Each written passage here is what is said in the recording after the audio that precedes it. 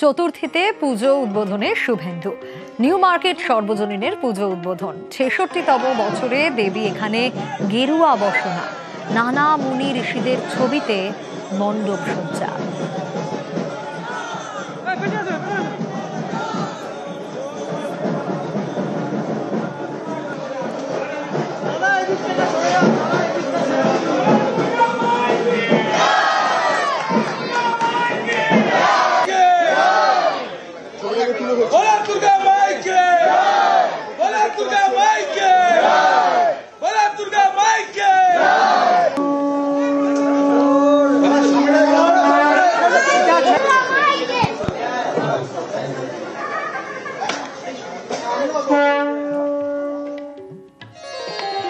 চতুর্থী তো জমজমাট, কিন্তু সবার মনে একটাই প্রশ্ন, পুজোয় কি এবার আর বৃষ্টি হবে?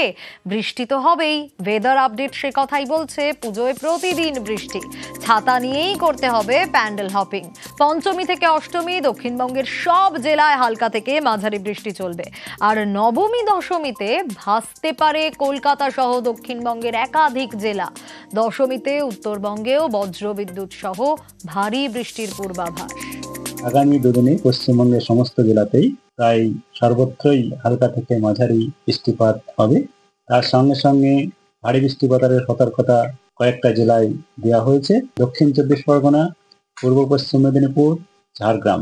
মূলত আজকে সন্ধ্যা থেকে কালকে সন্ধ্যার মধ্যেই এই পিরিয়ডের মধ্যে বৃষ্টিপাতটা বেশি হওয়ার সম্ভাবনা থাকছে। আমাদের অন্যান্য জেলাতেও হালকা থেকে মাঝারি বৃষ্টিপাত, যেটা আমরা পাসিং শাওয়ার বলি, আমাদের বৃষ্টিপাতের সম্ভাবনা থাকছে। আজকে ২৬ আর ২৭ এই দুদিনের পরে বৃষ্টিপাত কমবে। ২৮, ২৯, ৩০ ১ তারিখ নাগাদ আরেকটা নিম্নচাপ তৈরি হওয়ার সম্ভাবনা রয়েছে, যার প্রভাবে ২ তারিখে আমাদের পশ্চিমবঙ্গের সব জেলাতেই হালকা থেকে মাঝারি বৃষ্টিপাত এবং ভারী বৃষ্টিপাতের সতর্কতাও দেওয়া হয়েছে ২ তারিখে। আগামী ৩ দিন পর্যন্ত মৎস্যজীবীদের সমুদ্রে যেতে মানা করা হয়েছে।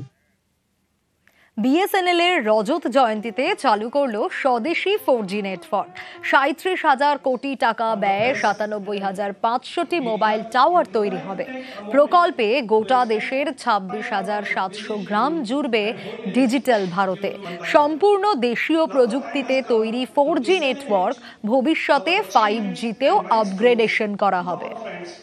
That is press and media to the ultimate beneficiaries. We want to provide connectivity for 4G network का ये है कि although it is a bit late as far as commercial launch is concern, लेकिन हमारी इसमें उपलब्धि ये है कि यह एक स्वदेशी नेटवर्क है, यानी कि ये पूरा डेवलप इंडियन कंपनीज़ ने किया है। और इसकी सबसे बड़ी खासियत ये है कि ये तुरंत 5G अपग्रेडेबल है, जिसकी टेस्टिंग चल रही है, और बहुत जल्द we will be able to upgrade it to 5G also.